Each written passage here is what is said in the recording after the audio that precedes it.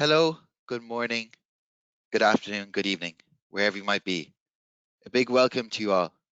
My name is Sean, and I'm delighted you are joining us for today's ESPC community webinar. Today, I am joined by Lars Anderson, who will cover what is Microsoft Fabric. We love hearing what you guys have to say, so remember to join in on the conversation about today's webinar and more on X. Our handle is at ESPC_community. And our hashtag is hashtag ESPC24. Tweet us, tag us, and tell you what you learned. Don't forget to check out our Learning Hub, which is updated daily with the latest blogs, ebooks, webinars, and how-to videos. You can access and view the Learning Hub by visiting our website, sharepointeurope.com, and clicking the Content tab at the top. Exciting announcement. Get ready for Microsoft Copilot Week, happening from May 13th to May 17th, 2024. Whether you're a seasoned developer or just starting your coding journey, this is an event you won't want to miss. Stay tuned for updates and announcements on our website and social media channels. We'll be sharing all the details you need to know to make the most of Microsoft Copilot Week. Join us for EPBC 24, where you can unlock the potential of Microsoft's Power Platform. Explore Dynamics, Copilot, Power Apps, Power BI, Power Pages, and Power Automate, all in one dynamic event. Don't miss out on this opportunity to learn from industry experts, network with professionals, and participate in hands-on workshops. Limited spots available, so secure yours to stay at www.sharepointeurope.com/European Power Platform Conference pricing. Stay ahead in the ever-evolving world of Microsoft 365 with ESPC 24. Gain invaluable insights, network with peers, and supercharge your career. Don't miss the super early bird sale. Book your tickets now at www.sharepointeurope.com/pricing. As always, if you have any questions at any stage, feel free to type it into the questions window, and Lars will get to it during the webinar. This webinar will be recorded and added to the Resource Center, where you'll be notified by email when it is available. And now, I'm going to pass you over to today's webinar presenter, Lars. Hello, Lars. Thanks for joining us today. Hello. Thanks for being here. Thanks for having me. So, you see my screen now, right? Yeah, I see your screen there, Lars. Yeah. Good. So, I'm going to spend the next hour or so going through what Microsoft Fabric actually is and what it can do for you and how it can help you. So, my name is Lars. I'm part of the Fabric Customer Advisory team at Microsoft. And that means that I'm part of engineering, and on my day-to-day job, I work with customers in the Nordics and Eastern Europe and help them on their Fabric journey.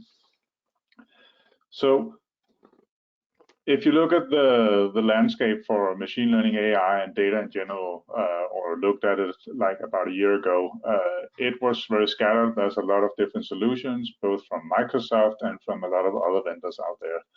So when you want to start a new project, or expand an existing project, you need to make a decision on, where should I start? What should I use?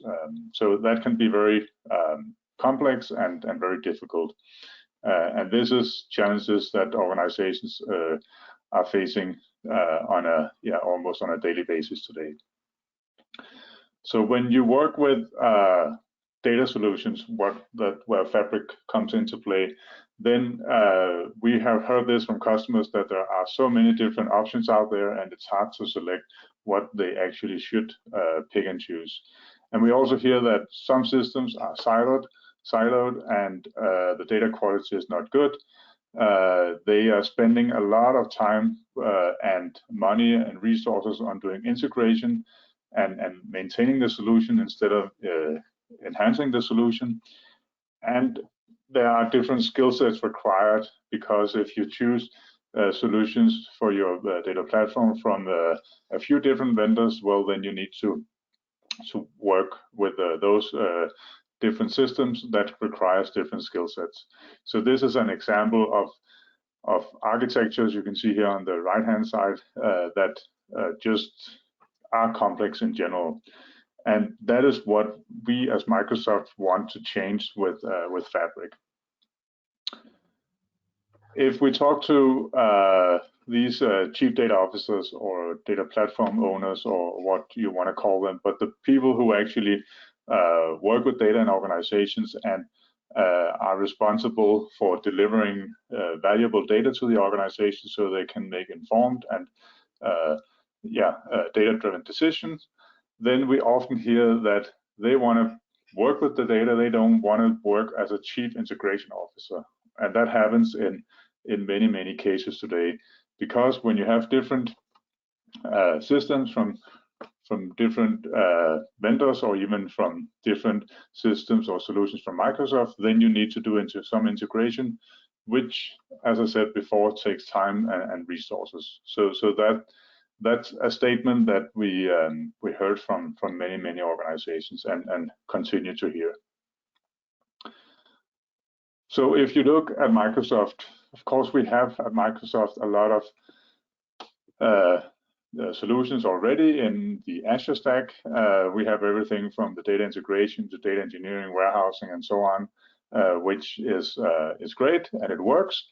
But it's still a lot of different solutions from Microsoft pre-Fabric that you needed to handle. And if we look at these solutions in a little more detail, then it spans everything from Data Factory to ingest your data to maybe Synapse Data Warehouse, to some Spark, to Power BI, and so on, in order to make your complete platform. So you had to pick and choose the different components in the Microsoft stack that you wanted to use. And in some cases, you select some that are from Microsoft. In some cases, you select some that are not from Microsoft. But nevertheless, all of these systems have different experiences. They have different UI. Some of them are a platform as a service solution. Some are software as a service, and they have different business models, different pricing, and it just end up in a situation where you still need to do a part integration in order to build your complete data platform, even though that you want to stick with one vendor like Microsoft. And that is why we started building Fabric more than 2 years ago. Fabric was made general available at Ignite in November last year, and we announced Microsoft Fabric at Build conference in May last year. And we call Microsoft Fabric the data platform for the era of AI, because we believe that we have built everything in Microsoft Fabric that you actually need for having a modern, a mature, and a sustainable data platform in today's environment, where everyone is talking about that you need to work with AI and use AI in all ways you can. So Fabric is built on these 4 pillars you see here: a complete analytics platform, lake-centric and open. It will empower every business user, and it's AI-powered. And we will go through each of these pillars in a few moments. So, summarizing what I just said is that before Fabric, you had isolated components. You had different solutions, either from Microsoft, from multiple vendors. It was single databases. So whenever you wanted to work with one solution, then it had its own database engine, and working with another solution, you needed to move the data into the other solution you were working on. And then all the AI were not really existing as an integrated part of the solutions. And with Fabric, we made this into a unified stack, which you'll see in a few slides here. So everything is in the same package. You don't have to pick and choose different services. When you selected Fabric, well, then we made everything available for you.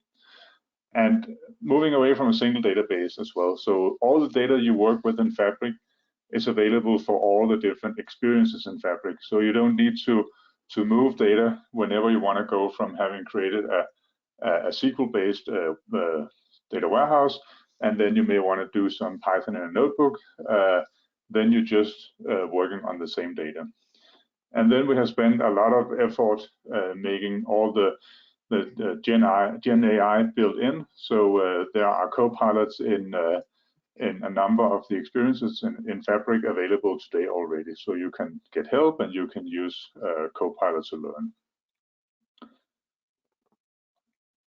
So looking at Fabric on one slide, and we will go into a little bit more detail on most of this, is that we today have these 7 experiences. So it goes from Data Factory, where we ingest the data, take our data from other cloud solutions or on-premises solution, load them into Fabric, into this concept that we call OneLake. The data engineering, where you do some transformation of your data. Data science, where you may want to do some machine learning models, some advanced analytics. Maybe you want to use a data warehouse. If you are used to working with T-SQL, then data warehouse may be the way to go. Then you can go into real-time analytics if you have scenarios where you need a lot of data that is coming streaming in somewhere. Then you could use real-time analytics for that and also report on it very, very fast.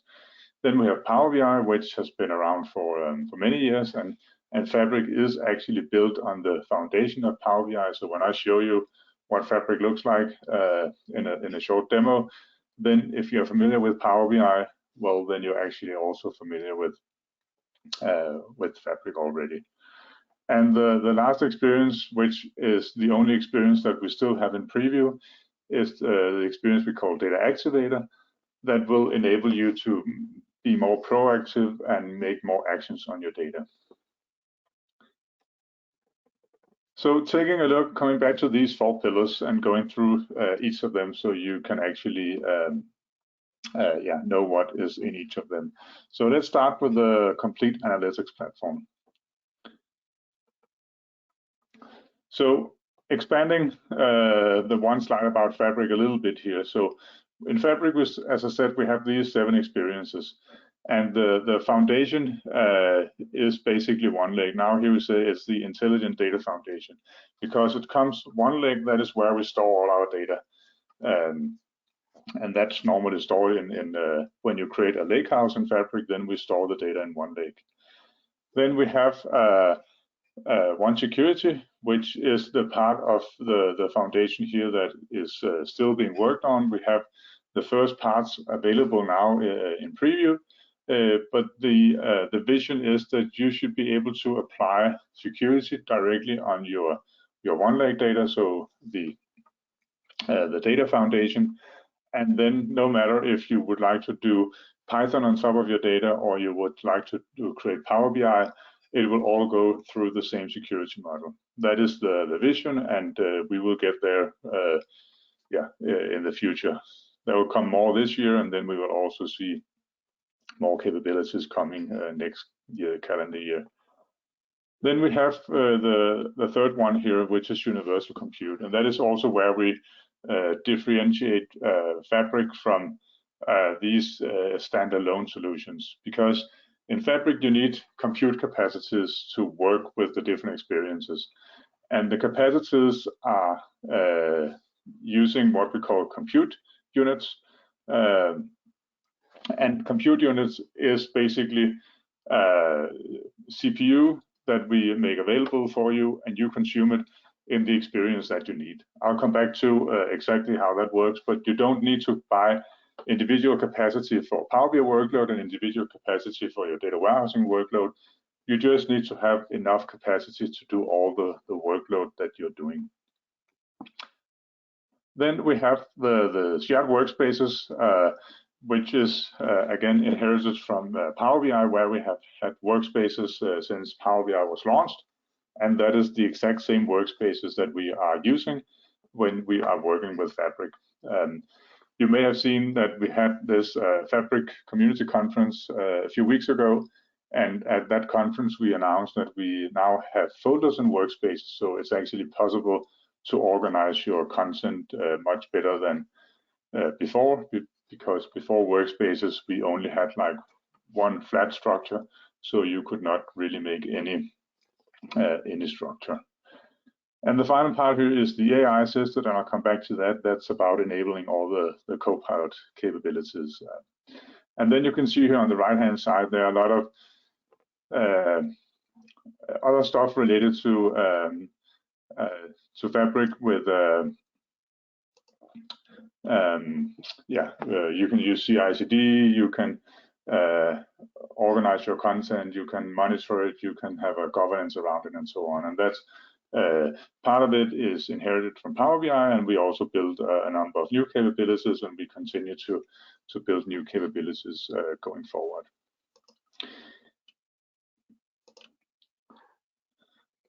And another thing that is important to know about Fabric is built as a software as a service solution. So if you come from Data Factory, Azure Data Factory, for instance, or Azure SQL database, or Azure Synapse, those are all platform as a service. So there are still some things you need to take care of yourself and do some configuration. But with a software as a service solution, as it says here, everything just works. So you don't have to worry about spinning up storage accounts for your data. That's something that we do for you. So whenever you create a new lakehouse, then we make the storage available that is needed for you. So it's much easier to get started.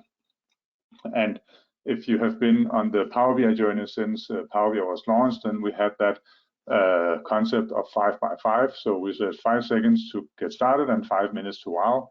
And that is still the mantra that we have been focusing on, saying that you sign up to Fabric within 5 seconds, and then you can actually have your first, not of course production ready solution, but you can have a first idea of how you can actually work with Fabric within a few minutes. So that's still important for us, that it should be easy to get started. You shouldn't spend a lot of time configuring everything, asking administrators to get permission to different storage accounts or compute resources. Everything should just be there. That also means that the success by default is that Microsoft take care of that Fabric is performing and is optimized, and we even add capabilities that will help you optimize your code, and that is something we'll see more of in the future. And finally here, the central administration. So when you work with Fabric, you have one tenant, and you can set a number of settings in your tenant, and then they apply to every user on this tenant. Then we also have central security management, and we have a lot of compliance built in. So we already have a number of certifications for Fabric, like some of the ISO certifications are already in place, and other certifications, I cannot remember all of them by heart. And we are working on getting the rest. So if you are in an industry that requires that your software has a specific certification, then you can rest assured it's also coming to Fabric. So that was saying that if you select Fabric, then you have everything you need for your analytics, whether it's SQL-based, notebook-based, or whatever you like. Then the next pillar here is the concept of lakes-centric and open. And that is something that a lot of vendors are focusing on today as well. So you're no longer using a proprietary standard. So back in the days, if you were using a SQL Server, then when you were writing data into a SQL database, you were storing the data in a file system somewhere. but then you needed a SQL database to read that data again and manipulate it. That is not the case with Fabric, because we are using some open source components, and you can easily use other tools, other software to write or read data with Fabric. So as I said before, we have this one lake, which is one lake for all data. So whether you want to use CSV files, have images, whatever you like, you can dump that data into one lake, and then you can work with that in the different experiences. There's no doubt if you want to work with it in the real production scenario. So when Fabric using the data activator experience is writing the data into Fabric in one lake, then by default we will write it in Delta Parquet, and that means that they will have this special structure that is open source format, so you can read it with many different tools, and Fabric is optimized for this. There's also some compression involved when you're doing these Delta Parquet files. But you can consider OneLake as the OneDrive for data. So if you're using OneDrive today, then you can consider OneLake as similar, but for your data platform. And we even have an add-in for your File Explorer in Windows, so you can drag and drop or copy paste data directly into OneLake from your File Explorer if you like that. That works perfectly, but in production scenarios you would avoid doing that, because then you are losing control of your whole data flow. But it is possible, and especially in your initial stages, then it can be a big help without needing to do a lot of data transformation work in Fabric. Lars, we just have a question coming in there, if that's all right. Yes. So how can data for Dynamics 365 sales and Dynamics 365 customer insights for within OneLake? Yeah, that's a good question. So it depends on, I'm not a Dynamics expert, let me just say that first, but a lot of the Dynamics data today is stored in Dataverse. And if this is some of the dynamic solutions that are using Dataverse, then we will be able to utilize that data out of the box using a functionality that we call shortcuts. You need to do a little configuration in your Dataverse environment, and once you have done that, then it will automatically sync data into these Delta Parquet files, and then you can use them directly in Fabric. One of my colleagues called Scott Sewell, he's in my team, he's an expert in the Dynamics integration, and I can you can look up Scott Sewell, and he has a GitHub repo, and he also has a YouTube series where he is demonstrating how Fabric and Dataverse in particular, and Dynamics in general, are integrating with Fabric. Good. I hope that answered your question. So moving on to coming in here, moving on to this slide, I expanded the architecture here with a serverless compute element. And that is because, as I said, the different experiences we have today is not using the exact same compute. So if you want to use data warehousing, then you need a T-SQL engine. If you want to use Power BI, you need an analysis services engine. And we can still operate on the exact same data that we have in OneLake. So depending on what kind of data you want to work with and what you want to do, we spin up the serverless compute, which in the end is consuming some of your capacity. So let's, for instance, say that you have some Spark you want to do in your data transformation with data engineering that can look at your customer data in one lake. So whenever you open a notebook or execute a notebook in batch to be able to do some data transformation when you want to load your data into a lakehouse, then we just spin up a Spark cluster on the fly. Then, for instance, you may want to be in a situation where you would like to create a warehouse, a T-SQL-based warehouse. Then you use the T-SQL engine, and then it can look at the exact same data that the Spark engine is looking at. You may be in a situation where you would like to do some real-time analytics, and for that purpose, we have different options in Fabric, and one of them is what we call KQL that also exists as an Azure service called Azure Data Explorer. And KQL is great for large volumes of data that is being inserted at a fast speed, like for instance for telemetry data. And then we are also able to query all this data very, very fast again. So all the telemetry data that we have at Microsoft for all our products, they are using this capability to store the telemetry data, and then it's being looked at. If you have a support issue, then support will look at your telemetry data for you as a customer, and then they're using technology like this.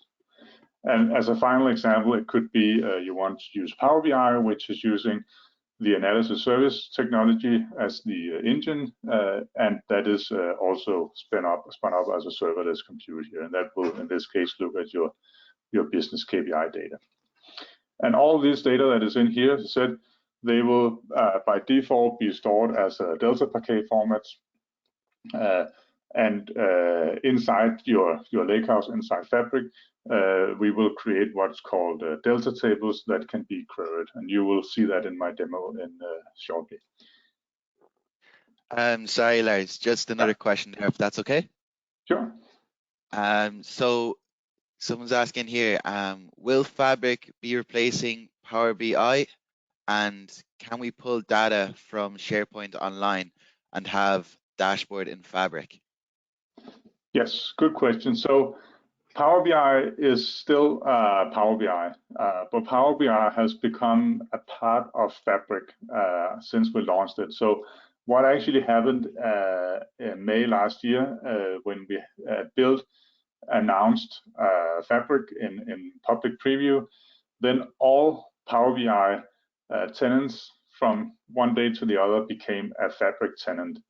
So Power BI has not changed, and if you today are using Power BI with a Pro license and don't have any plans on moving into any of these Fabric elements, then you can still continue to use Power BI as you have done for years. So that Power BI is still around, and we still continue to develop on Power BI. We still have our monthly blog post where we have a new release of desktop every month, and it will continue like that. But there's no doubt, and that's actually what you'll see on my next slides, that we are also enhancing Power BI and how Power BI can integrate better with the whole, let's say, the whole of Fabric. And if you would like to get data from SharePoint lists, for instance, then if you have been using Power BI today and started in Power BI Desktop and connecting to your SharePoint list, you can still continue to do that. That's not going to change. You can also use data flows in Power BI to get data from SharePoint.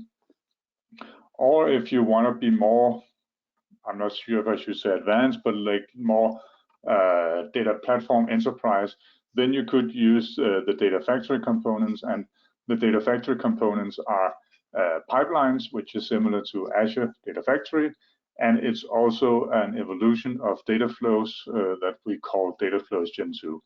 So there are more options today for you, but you can also continue to do what you have been doing for years. Good.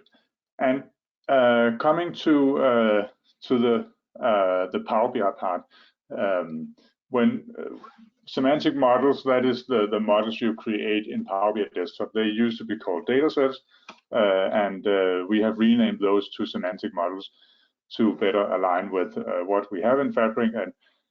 And for years, we have actually been calling these analysis services models for semantic models as well. So now it's just a matter of a new name, but it's the exact same. So you will still see the term dataset in many places in Fabric and in Power BI today, but it is still the same.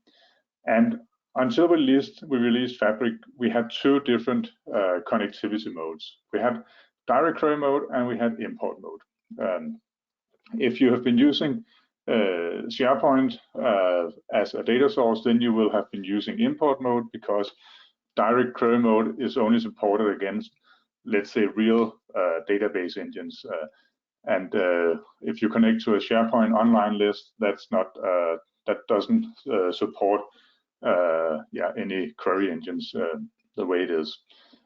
So the direct query mode, we have our report here in the end, and then we have our analysis services, our semantic model, and that only contains the metadata, because every time a user opens a report, then we send a SQL query to the underlying database, and then that database is replying to this SQL query, and then the query result is sent back to analysis services here, and then the user sees the result. It works fine, and there are many use cases and many customers are using direct query on a daily basis. But we do also see that it sometimes is slow, and therefore many customers are not using that for their larger models where they want instant reports loaded. So as it says here, direct query mode is can be slow, let's say that, but it's real time. So if you upload your data in your database on an ongoing basis, it could be inventory data, for instance, that you would like to get the latest status of my inventory for a specific product, then direct query mode could be a great way to do that. With import mode, on the other hand, the flow is the same, but your analysis services model here, your semantic model, that is persisting the data. So we're importing it into Power BI. And that means that we are actually moving the data, and it means that in order to get new data, we need to do refreshes. And those refreshes can, if it's just one SharePoint online list, it will probably only take a few minutes. But if you're talking about larger volumes of data, then these refreshes can sometimes run for hours. The import mode has been the best practice for years, because it's incredibly fast. We load everything into memory, and the report consumers, they can do slice and dice and get instant results in the reports. But the bad part about import mode is this refresh part, and we are actually making a copy of the data. So we are making a duplicate of the data when we load it from the source into Power BI. So with Fabric, we have announced a new connectivity mode. And this mode we call direct lake mode. And that's the perfect mode, as it says here. There are some caveats, and we don't have time to go into all of it here. But the idea with direct lake mode is that you can see the storage here has been replaced by your database files with one lake. So what that actually means is that the semantic model we are creating is only containing the metadata, like direct query. And then whenever a user is opening a report, then we will be loading the columns from the underlying lakehouse on the fly. So that being loaded into memory, like import mode, but it's just much faster. So assuming that you have a model where you have 10 different measures, and each measure may have the size of 1 gigabyte, which is not unusual when you aggregate all the rows. And in import mode, you will be needing to import all 10 gigabytes, 1 gigabyte for each measure. And in real life, the reports may, on 80% of the times, it will probably only use, let's say, 3 of those measures. Then you will actually have 7 gigabyte loaded into memory that you are not using very often. With the direct lake mode, you're only loading these 3 measures that you're using, meaning that you only load 3 gigabyte into memory, and then it works much faster and it's much more optimized for your actual need. And this is the major thing that is new to Power BI and Fabric. And in order to use direct lake mode, then it requires that you have a lake house. So if you want to use direct lake mode for your SharePoint Online data, which probably won't make much sense if it's just this isolated scenario, then you will need to load your data into OneLake in order to do that. So then the question we had before about how to integrate data from Dynamics into to Fabric. That is done, as I said, via this functionality we call shortcuts. So you see this is a collapse example of the different data that I had on a previous slide. And what you can do with these data in from customer finance, telemetry to business KPIs, you can actually make shortcuts across the different lake houses, which is basically is here. So we want to make sure that, as the name also says, OneLake, we want to make sure that we only have one copy of our data. So assuming that you are sitting in finance and you need to use some customer data, instead of going to the customer source and loading the data again, then you can just create a shortcut from your customer lakehouse to finance. That means that you will see the customer table in finance now, but the actual data is still stored in customer. And you could also do that to the service telemetry or to the business KPI. So making sure that you only keep one copy of data and only do the resource intensive compute on your data once and then reuse it across many different areas. So this can be done inside of OneLake. What we can also do today is that we can also make shortcuts to storage outside of Fabric. This slide is actually not complete because it should also have Dataverse on here. But we can use Azure Data Lake Storage Gen 2, we can use Amazon S3 storage, and we can use Google storage. And we can also use, as I said, Dataverse, and we can also use what's called S3 compatible storage, I think it's called. So that's a standard for storage that can also be used. So if you have your data sitting in some Azure storage today and want to use it inside of Power BI, then you don't need to do all the processing of your data inside Fabric again. You can just make a shortcut, and then the data will still be in your Azure storage, and then it will be queried whenever you need to use it inside Fabric, and that way you can easily get started with something that you already have available today.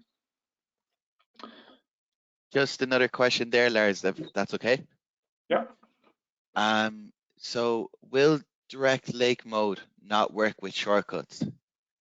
So direct lake mode will also work with shortcuts. So what happens, and you will see that in my demo in a few minutes, is that once you create load data into your Fabric lakehouse, or you make a shortcut, then you will have a delta table created, and that is how we are building the direct lake mode.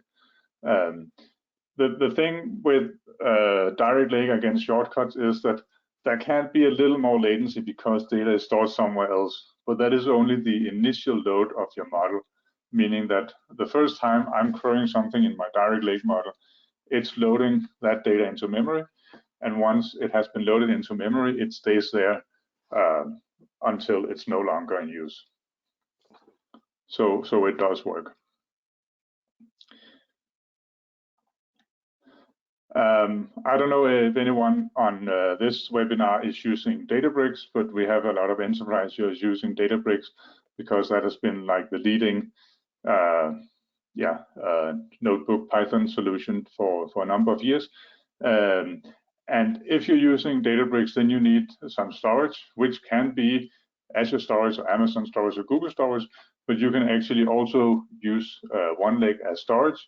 And then we have this better together story with Databricks. So if you want to use the Databricks data in other Fabric experiences, then you you can do that today already.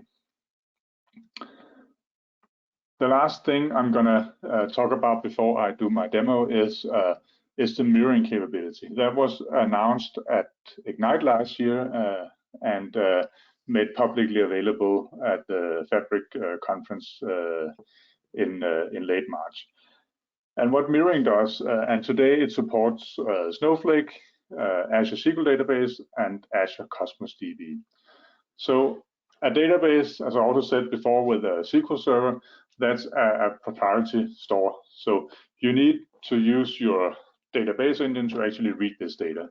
And if you have a solution already running and you would still like to utilize some of the capabilities in Fabric, again, mirroring makes the entry barrier very, very low to get started because we can do a mirror of your database into Fabric. So this is my database. Then we have built this replicator, in many cases using this CDC, change data capture, meaning that we are only replicating the changes. So initially you set it up, select the tables you want, and then this replicator will make sure that we are only getting the changes replicated. So the initial load will take a while depending on the size of the data, but the ongoing changes will be very, very fast. And once that is done, then we are loading that into, as it says here, a consumption replica. So the data from the database has been replicated into Fabric, into the Delta Parquet files in OneLake, and then we can consume them in whatever experience that we like. So this is 3 of the experiences, Data Warehouse, Power BI, and Spark, but you can use all Fabric experiences. The only requirement is that we have landed this data in OneLake. And this is, as I said, available in public preview today. So if you have data in Azure SQL Database, for instance, as a data warehouse, and want to get started with Fabric, that would be an easy way to get started without having to build your whole data transformation process. Good. Just one more slide here is a lot of people talk about data mesh today, where you can have your data and it can be used across many different domains, and parts of the organization have data available where you need it and when you need it. So in OneLake and in Fabric in general, we have these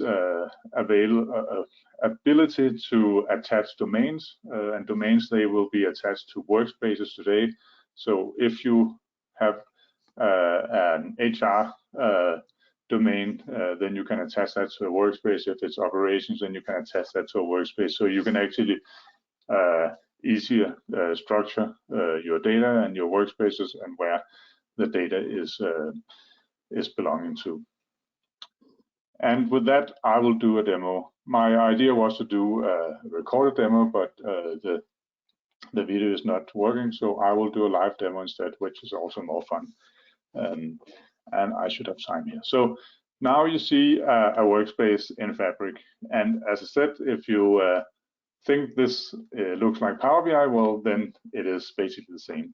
So I already have some data in here that I will look at in a second, but down here in the lower left-hand corner, I have different experiences that I can choose from.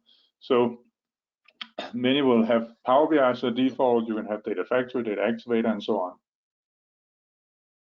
And the experience you're in is really just a UI thing. So now we have the data engineering icon, and that means if I go to the new section here, then I get my items that are related to data engineering, but I can always go into more options, and then I can see all the options that are available for Fabric, what has been made available for me.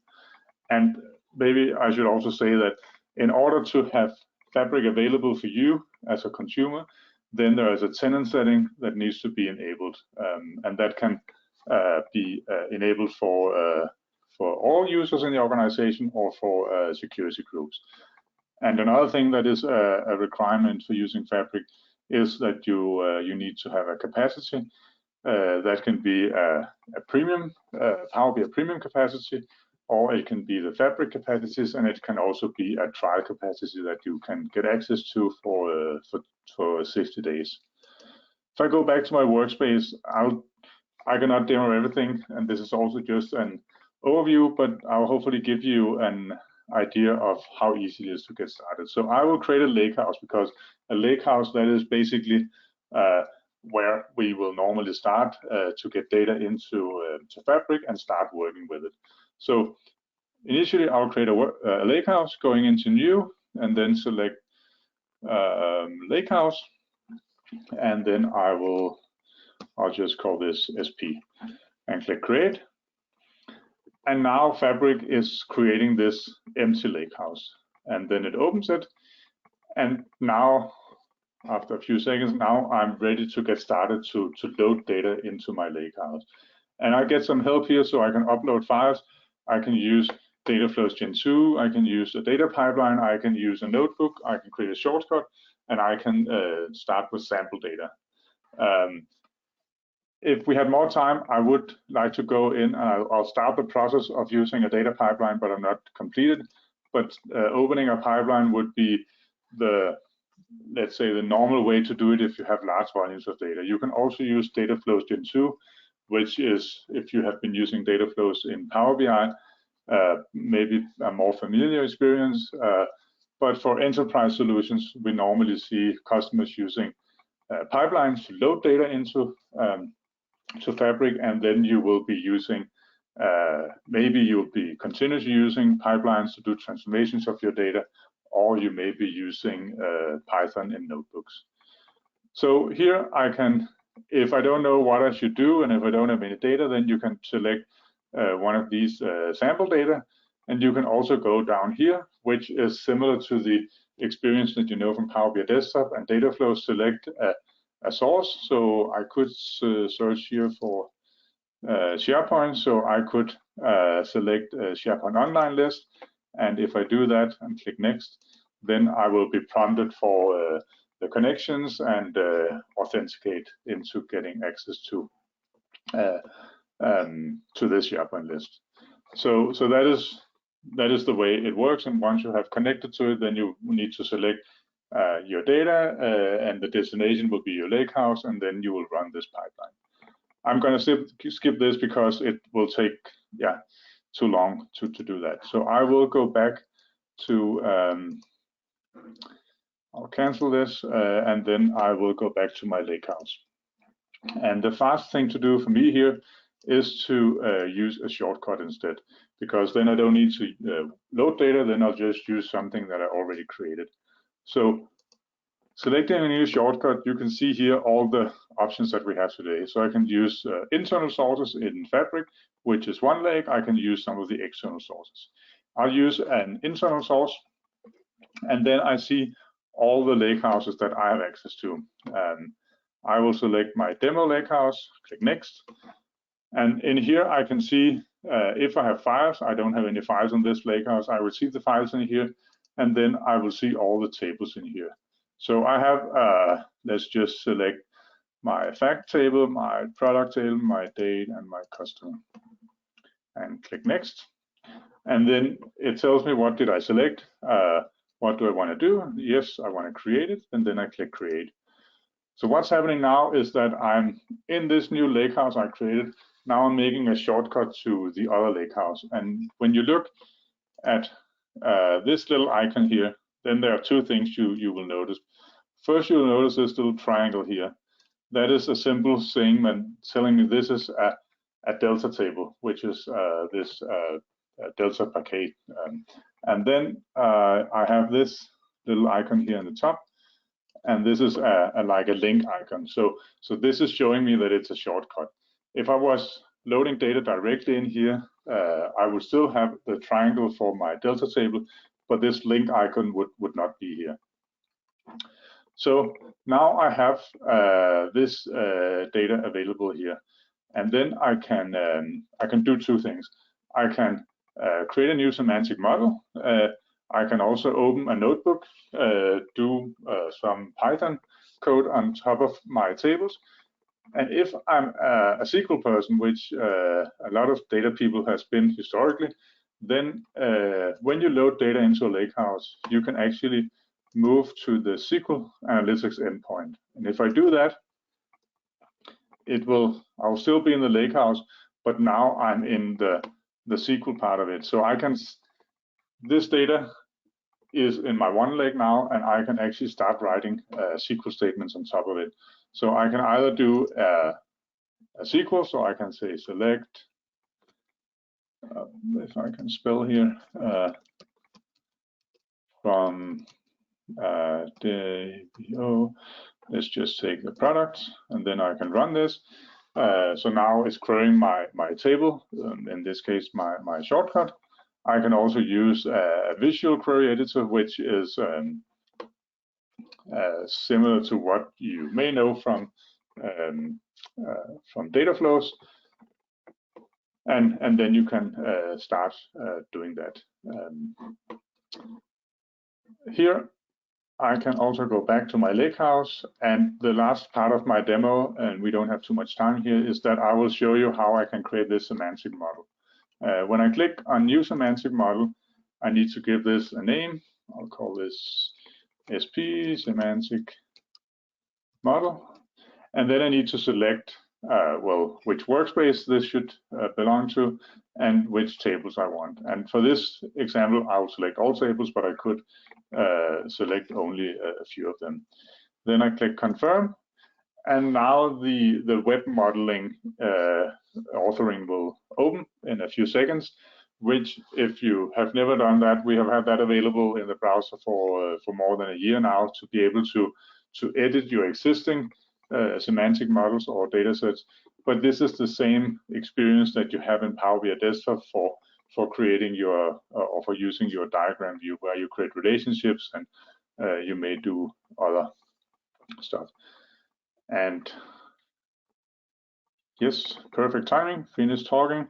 So this is the experience that we have, and a warning here, everything you do in here is automatically saved. So if there's something that you need to undo, you need to delete it manually.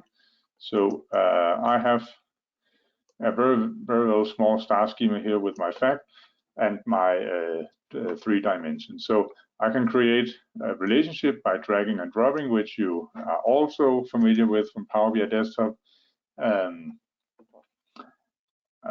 I will do that for my order date key, and finally for my product. And in order to create a direct lake model today, you basically have 2 options. You can either do this web modeling experience, or you can use a third-party tool called Tabular Editor to create it. We will be bringing this authoring experience to Power BI Desktop as well. We did show that as a sneak peek at the Fabric conference in late March. So it is coming, and it is on its way.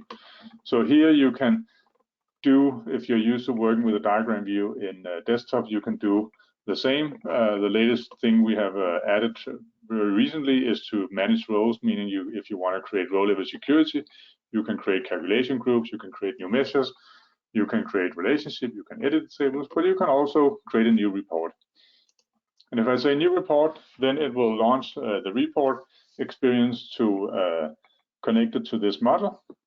And remember what I told you right now, I have these 4 tables, and they are just metadata. So nothing is in my model yet. So if I start dragging order quantity in here, then it will load the data from my one leg into memory, and then I will see it in here, and then I could put in here, and then yeah, I'm good to go. So yeah, there are extended sessions where we have deep dives on how direct lake is working. But for now, this hopefully gave you an idea of how easy it is to get started with actually creating something in Fabric. And I know that I said we are working with this 5 by 5 seconds to get started, and 5 minutes to wow, and get started may take a little bit more than 5 minutes, but it's definitely not 5 days or 5 months. Okay, coming back to my slide, do we have any questions? Yes, so thank you, Lars, for a great presentation and demo. So now we'll get into the questions and answers part.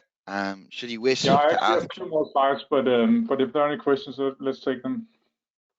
Yeah, do you want to do the slides first and have the Yeah, questions let at me the end? just. Yeah, perfect. No problem at all. And the last few slides are pretty fast, so we'll still have time. So, Perfect. No problem at all. the third pillar here is empower every business user, and that is basically 2 elements. And one of them you already know, we already looked at here, is Power BI. So Power BI, just to re-emphasize it, Power BI is still around.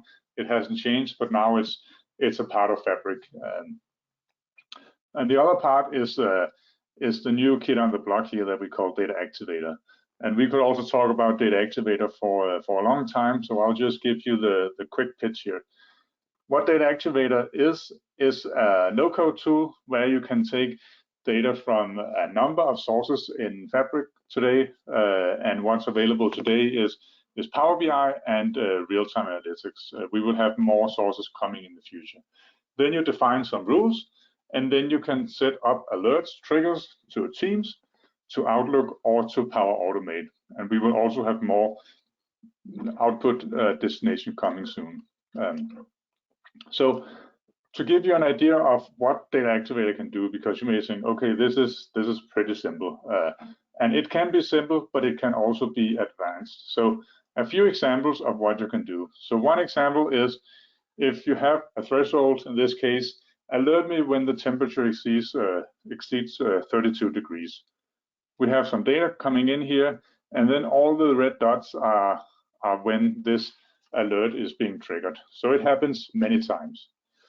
If this was a refrigerator or something, then you may not want to know, let's say the data comes in with 1 minute interval. You don't want to know every minute when the temperature exceeds 32 degrees. So a little more advanced is that you only want to get an alert when it crosses above a threshold. So again, give me an alert when the temperature becomes more than 32 degrees. In this case, it's the exact same data coming in with 1 minute interval, but in this case, we get much fewer alerts, which is better for you to act on because you don't want to get, let's say, hundreds of alerts because things are too hot or too cold. And we can even make this more advanced. And remember, you can do all this by configuring it without making a single line of code. So you can also say that you would like to get an alert, a notification, if it crosses above and stays above. So if it crosses above 32 degrees and stays there for 15 minutes, then you would like to get an alert. So again, the exact same data coming in. And in this case, we only get 2 notifications because this is your business rule that you want to get this alert if this is the scenario. And the final one, which is an even more complex scenario, is that you would like to get an alert if it crosses above and stays above in an hour. So you would like to, in this case, we say file a ticket, but it could be also send an email or whatever you like. So if it exceeds 32 degrees, and if it does that 3 times in an hour. And in this case, again, the exact same data, and this time you'll only get 1 alert. So Data Activator can be very, very complex in alerting, and you can do this all by clicking and defining a few rules. So the last pillar here is going to be very quick, and we don't have time for demo, but you can find many demos online, and that is about making a Fabric Copilot enabled, so you will be able to get help to write Python, to write your SQL statement in warehousing, to create Power BI report, DAX statements, and so on. And we will expand Copilot to all experiences in Fabric. Yeah, and now we have time for questions. Perfect. Thank you, Lars. I really appreciate it. So now we'll get into the questions and answers part. So just another question there, Lars, if that's okay. Yes. What security measures does Microsoft Fabric incorporate to protect data and ensure compliance with regulations? I'm not sure I 100% understand the question, but we do have some certifications in place for Fabric already, and they are in the documentation. I cannot remember exactly where they are, but I know we are working on getting the SOC 1 or 2 certification, and it is on the roadmap to get whatever Power BI had. But in order to get those certifications, there's a process you need to go through, and most of them you need to have your product in released, and then there's just one window each calendar year. So that is why we cannot have all certifications from day one, unfortunately. Perfect. So it looks like that's all the questions. So on behalf of the ESBC community, we'd like to extend a big thank you to you again, Lars, for taking the time today to carry out this webinar. We really appreciate it. So that's the end of today's webinar. You can find this webinar and more at sharepointeurope.com/resource center. Thanks again to you all for joining us today, and I hope you join us again soon. Take care.